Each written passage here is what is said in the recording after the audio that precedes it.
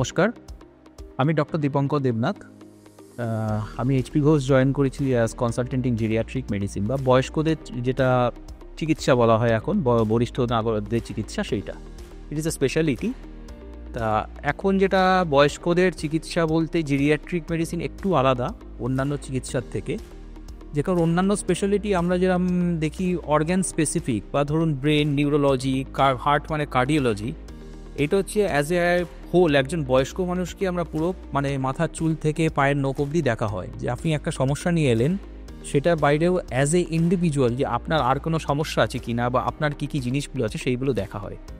আর বয়স্কদের মেডিসিন হচ্ছে is basically based on preventive medicine, যাতে আপনার যে এক্সিস্টিং রোগগুলো আছে সেইগুলো বা অন্যান্য কী কী রোগ হতে পারে বা সেই রোগের জন্য আর কী কী সমস্যা হতে পারে সেইগুলো যাতে না হয় বা কীভাবে প্রিভেন্ট করা যায় সেইটার দিকে আমরা বিশেষভাবে লক্ষ্য রাখি।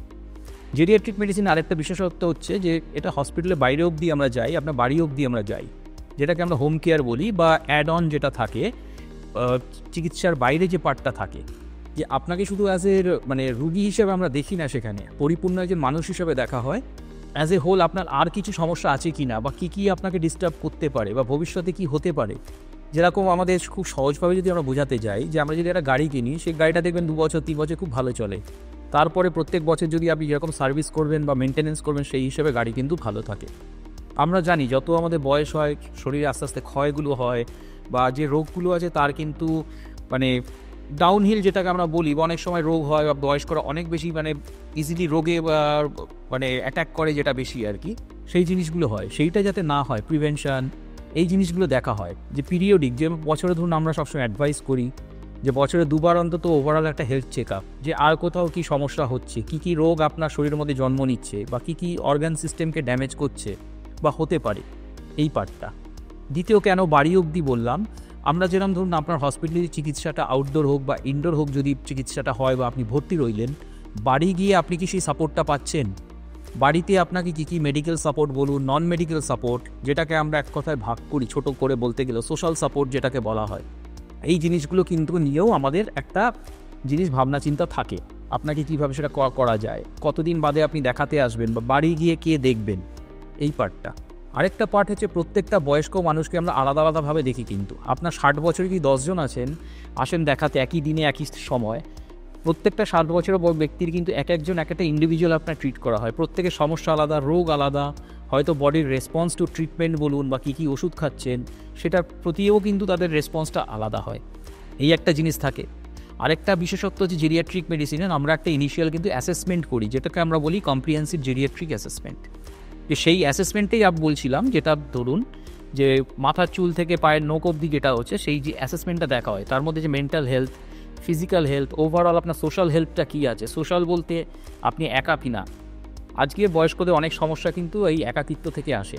যেমন দেখুন ছেলেমেয়েরা বিদেশে থাকেন, বয়স্ক মা বাবারা বাড়িতে পড়ে থাকেন, তাদের মধ্যে একটা লোনলিনেস থাকে। এই লোনলিনেস থেকে কিন্তু একটা ডিপ্রেশন ক্রিয়েট হয়, তার সাথে কিন্তু ভালো না লাগা একটা ক্রিয়েট হয়, একটা ভীতি তৈরি হয় মনের মধ্যে, একটা ভীতি যে আমি অসুস্থ হয়ে পড়লে কে দেখবে, রাত্রির একটা এমার্জেন্সি হলে কে দেখবে, আমাকে কোন ডাক্তার দিয়ে দেখতে আসবেন বা বাড়িতে কাউকে পাবো কি না, অসহায়ের মতো একটা পরিবেশ সৃষ্টি হয়। এবং এই সৃষ্টিটা যখন হয় সেটা কিন্তু ভয় থেকে বাকি রোগগুলোকে কিন্তু আরও এক্সাজারেট করে বা বাড়িয়ে তোলে, এটা একটা থাকে। সেকেন্ড হচ্ছে ওষুধ। আপনাদের ধরুন বয়স হলে কারো প্রেশার থাকতে পারে, সুগার থাকতে পারে, হার্টের প্রবলেম থাকতে পারে, নার্ভের প্রবলেম থাকতে পারে, এবং তার জন্যে কী হয় আপনারা বিভিন্ন স্পেশালিস্ট ডাক্তারদের কাছে হয়তো যান এবং সবার কাছ থেকে এই যে ওষুধগুলো হয় কারোর থেকে 2টো কারোর থেকে 3টে করে করে কিন্তু আপনার সেটা হয় যে দেখবেন আপনি হয়তো ওভারঅল 10টা কি 12টা ওষুধ খাচ্ছেন। আমাদের কাজ কিন্তু সেটাকেও কমিয়ে আনার জায়গাটা থাকে, যে কত কম ওষুধ দিয়ে আপনাকে ভালো রাখা যায়। ড্রাগ ইন্টারাকশন, যেটা এক একটা ওষুধে মানে পার্শ্ব প্রতিক্রিয়া বলি আমরা, সেই জিনিসগুলো যাতে কম হয়, তা সেটার দিকেও আমাদের লক্ষ্য রাখা হয়। এবং এটাই জেরিয়াট্রিক মেডিসিনের কিন্তু সংক্ষেপে যদি বলি একটা বিশেষত্ব, যে শুধু আপনার হার্টের রোগ হয়েছে বলে ওইটা দেখে আপনাকে ছেড়ে দিলাম, বাকিগুলো অন্য ডাক্তার দেখবেন, এটা এখানে করা হয় না। আরেকটা জিনিস যেটা আমি একটু বলতে চাই, যে এইচপি ঘোষ হসপিটাল আমরা এখানে কিন্তু সম্পূর্ণ একটা জেরিয়াট্রিক ইউনিট হিসেবে কাজ করছি। সেখানে আমাদের ইউনিটের টিম আছেন, যা বিভিন্ন প্রফেশনালস যারা আছেন, জেরিয়াট্রিক্সে এক্সপিরিয়েন্স যারা আছেন, নার্স, ডাক্তার, আরও যারা আছেন, কেয়ার ম্যানেজার্স, এই জিনিসগুলো আছে। সাথে কিন্তু হোম কেয়ারও আছে, যেটা আমরা বাড়ি অবধিও কিন্তু পৌঁছে যাচ্ছি। যদি এমার্জেন্সি দরকার হয় আপনার সেই এমার্জেন্সির জন্যে বাড়িতে হোম ডক্টরস ভিজিট থাকছে, কেয়ার ম্যানেজার ভিজিট থাকছে, ফিজিওথেরাপি, ডায়েটিশিয়ান, সাথে হচ্ছে সাইকোলজিস্ট, সবাই থাকছেন কিন্তু আপনাকে সাপোর্ট দেওয়ার জন্যে, যাতে আপনি সুষ্ঠুভাবে বেঁচে থাকতে পারেন।